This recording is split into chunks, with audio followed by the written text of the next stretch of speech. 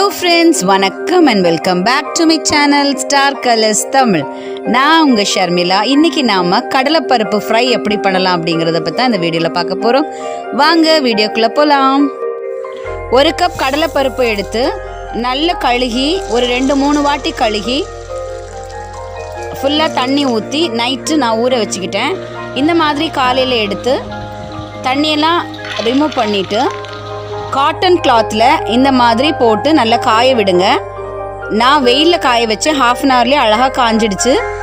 இப்படி நாம் கையில் பண்ணும்போது கையில் ஒட்டாமல் வரணும். இப்போ பருப்பில் இருந்து தண்ணியெல்லாம் நல்லா காஞ்சு கையில் ஒட்டாமல் நமக்கு பருப்பு ரெடி ஆயிடுச்சு. இப்போ அதுக்கு கூடவே ஒரு 5 பல் பூண்டு எடுத்து இந்த மாதிரி தட்டி வச்சுக்கோங்க.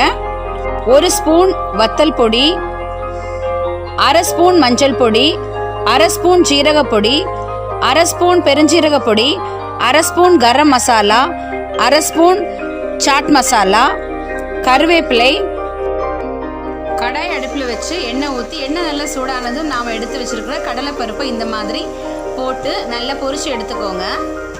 கலர் சேஞ்ச் ஆனதும் பாருங்கள், இந்த மாதிரி நல்லா பொரிஞ்சு கலர் சேஞ்ச் ஆகும். இந்த ஸ்டேஜில் நாம் இந்த கடலைப்பருப்பை எடுத்து தனியாக வச்சுக்கணும். பாருங்கள், இந்த மாதிரி பபிள்ஸ் வரும்.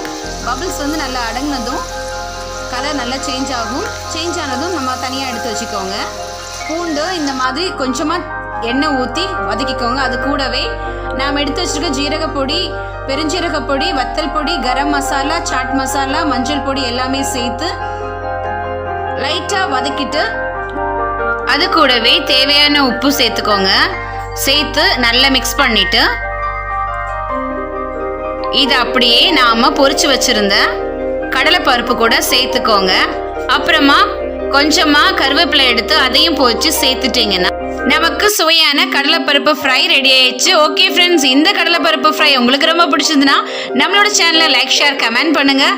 அப்படியே நம்மளோட சேனலை சப்ஸ்கிரைப் பண்ணாமல் பார்த்துட்டு இருந்தீங்கன்னா உடனடியாக நம்மளோட சேனலை சப்ஸ்கிரைப் பண்ணி பக்கத்தில் உள்ள பெல் ஐக்கானை கிளிக் பண்ணி ஆளுங்கிற ஆப்ஷனை கிளிக் பண்ணிங்கன்னா நான் புதுசாக போடுற வீடியோஸ் எல்லாம் உங்களுக்கு நோட்டிஃபிகேஷனில் வரும்.